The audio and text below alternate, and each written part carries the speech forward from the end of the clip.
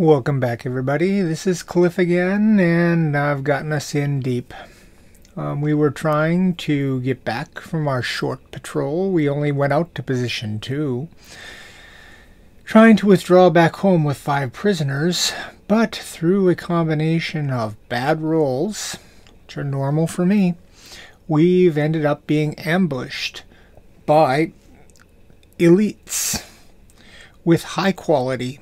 Fortunately small size, but this is daylight and we're in the farmhouse. They've got machine guns theoretically, and on the farmhouse map there is a lot of open terrain. This is prime terrain for machine guns to get set up in. An MG42 in the wrong spot can really ruin your day on this board. Wanted to spend a few moments kind of ruminating over the strategy before we just jump in willy-nilly. By rule, we have to start within 2 hexes of hex 23.10, and I put Hog on there, temporarily set the visibility to 2, and highlighted his visible range to show our setup area. And you can see that we are in by that wall south of the barn. There's my marker. There we are. See here. We don't have a lot of cover to set up in. I'm going to put some really good eyes in these trees and some good eyes on this wall, and then try to tuck away best I can the rest, because we got 1, 2, 3, 4, 5 hexes. 1, 2, 3, 4, 5, 6 hexes with cover. I've got 12 guys. I'll put mostly 2 per hex. Try to get my spotters out there. And I'm going to put the last 2 with the prisoners here at 2309. I'm going to guard the prisoner. I'll put somebody else there with a decent rifle to help me out. We're going to hide here. Now, excuse me.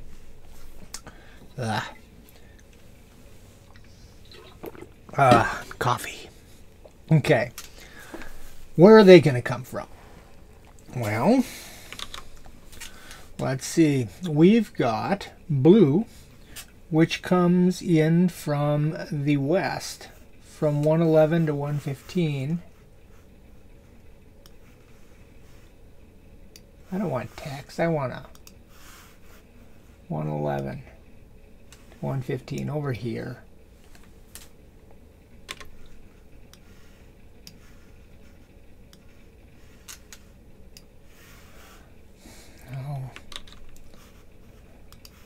Do what I want. There. 111 to 115. I can do it. That's where blue comes in, way over to the west. Red comes in at 801 to 1101.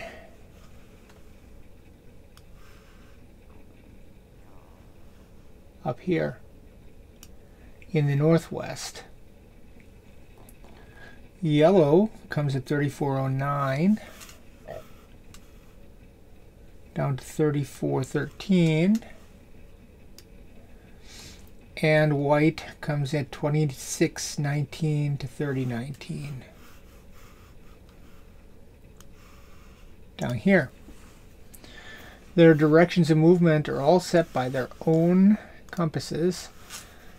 The guys in the east will be driving pretty much straight west with this gold compass. The lavender guys will be coming up like so. The blue guys will be pressing pretty much straight east, and the red guys should be coming down like so.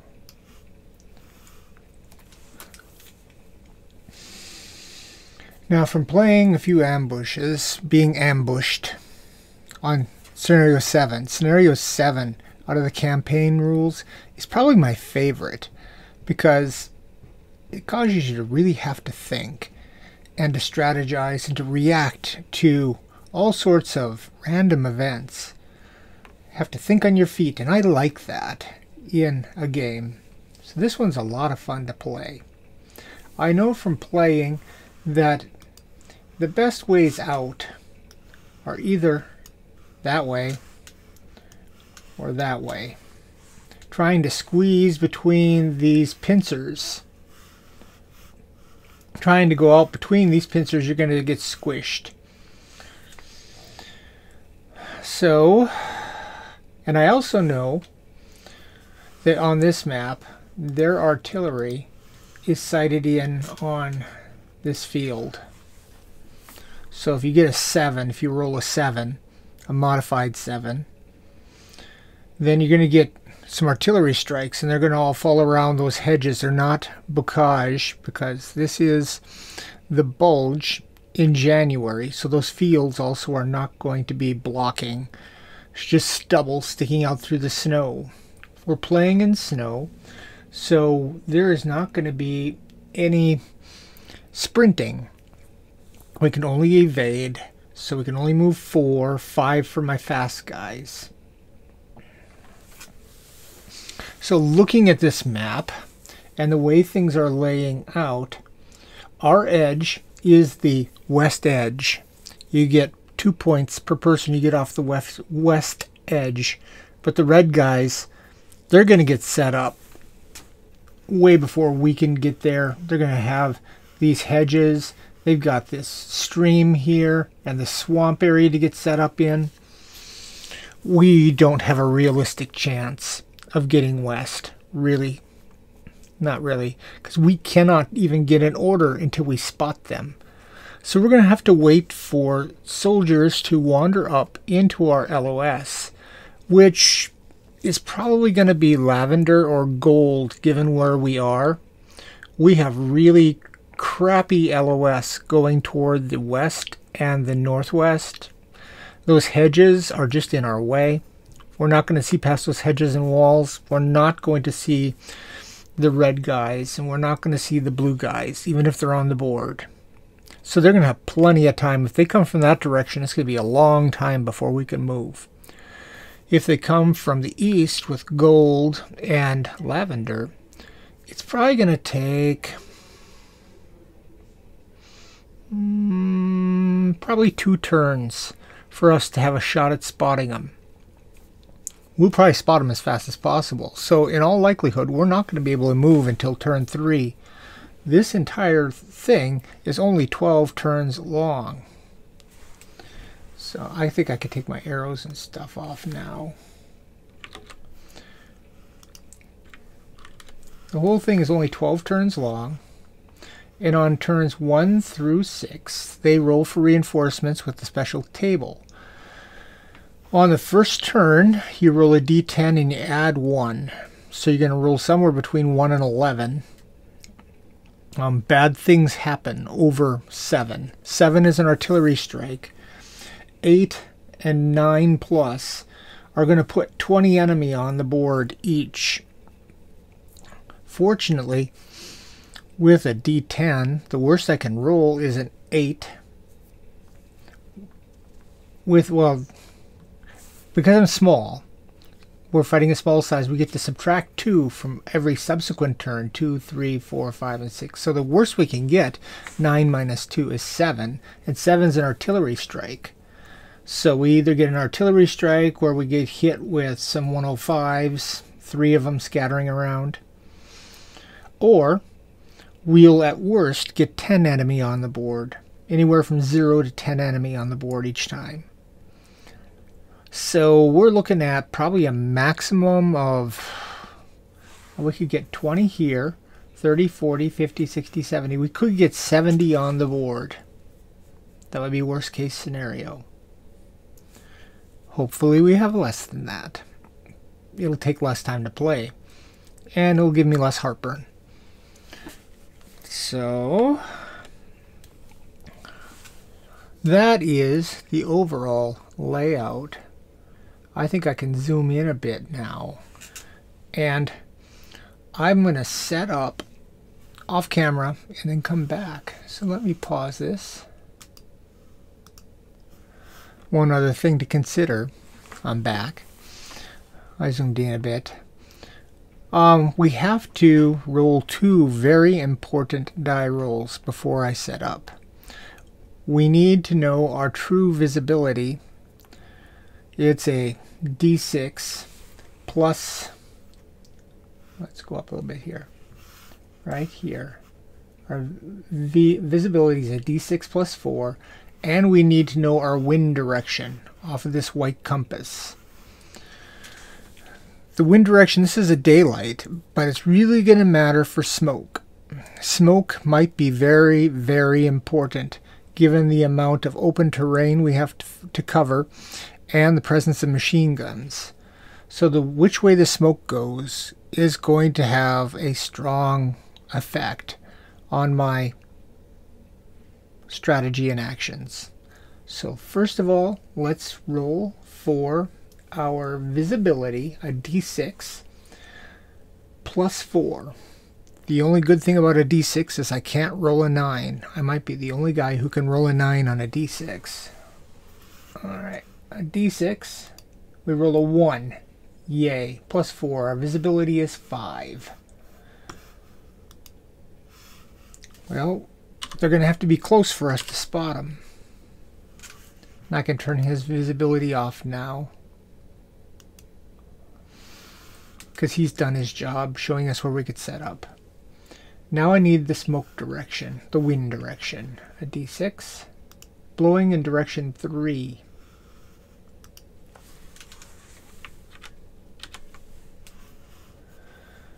So it's going down. So if I get out front, and I'm going to have to get out front and throw smoke so it comes back across if I'm trying to move that way. If I'm trying to move up, our smokes, we could throw smokes behind us. Yeah. Given the way the smoke is blowing and the overall probability of where these soldiers are coming from, most likely I feel like we're going to be engaging gold and lavender first. And my goal will be first to take this barn. I want the barn, and then I want to move and use these hedges and this wall with the orchard and get off the board up here. I'm not going for a great deal of points. We're already 2 in the hole when it comes to victory points. Fighting small forces gives you a -2. So already -2. If I can get everybody off intact off of this northern edge up here by these walls, that'll give me 6 points because I get half a point per for going off a neutral edge. And that gives me 4 net, which is a poor performance but alive. And really, that's all I want at this point. I'm not going to try to get all fancy. These are high quality elites with machine guns. They're not worth messing with if I don't have to. If I have to fight my way out, I'll fight my way out. But plan A, set up inside this wall, spot somebody quickly, take the barn as our first step. Then take that orchard in the wall. From there, stage our way out to the north. If I can take the barn, we can go from there to the orchard, from the orchard off the board. That's the plan. Hopefully they get all comfortable in this house, and all I'll have to do is figure out a way to throw enough smoke out here to block the LOS so that we can scuttle our way across. Smoke's going to be our friend. And back again. Yeah, so that's the plan. Now I'm going to pause one last time and set my guys up finally. We could probably play a few turns because we're not going to have any contact, and my guys just have to sit still till we do make contact, till we can see somebody. Then we can duck back, hide, and then start getting orders. Alright, let's see how this works. See you in a sec. Back again. So, here's what I decided. On the wall here in the north, we've got Sheehan together with Moore. The TQ's a 6 and 8 there. That's pretty good. Along the western wall, here I've got chair together with, come on, with old school, 4 and a 5. They're just keeping an eye on that house, that farmhouse. Below them, to the south, we've got Coop Immortel with a 7 and a 5. My best spotters I put down south because I figure this is probably where they're going to be coming from. Along the wall here, I've got Hog and Marco, the 6 and a 4. And in these trees, I stuck Balls and O'Brien, 8 and a 6. In the center here are going to be my guards. That's me and Amos, who's banged up. I want to keep him safe.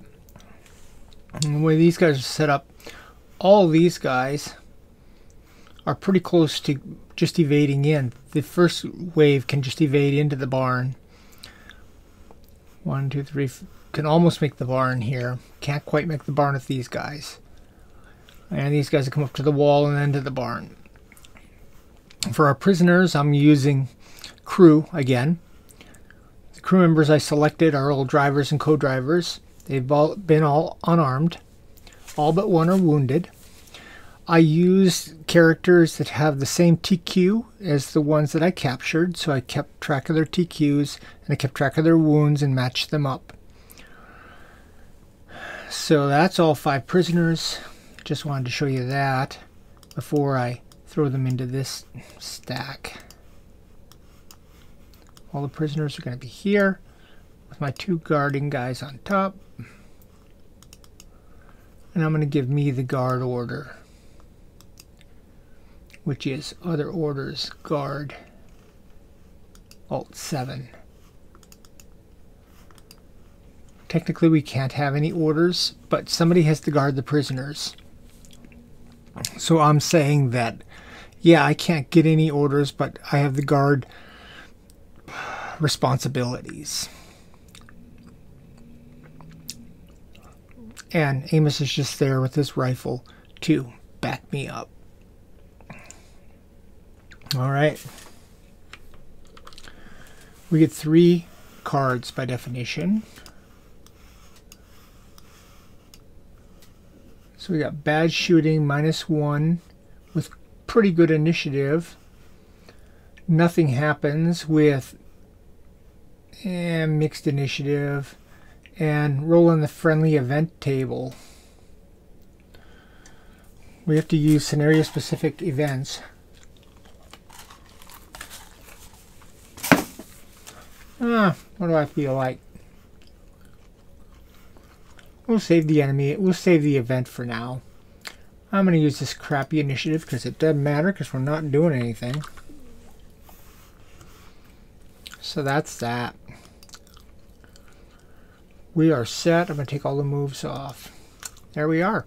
Ready to begin. Let's roll for turn 1. We got to roll a d10 and add 1. 7 plus 1 is 8, of course. That's going to put 20 on. Oh, man. I didn't set those cups up right. I'm going to have to pause. Well, I set the cups up right. I put them all in cup A. I'm a moron. What can I say? Yeah, pause this again. Lots of pausing.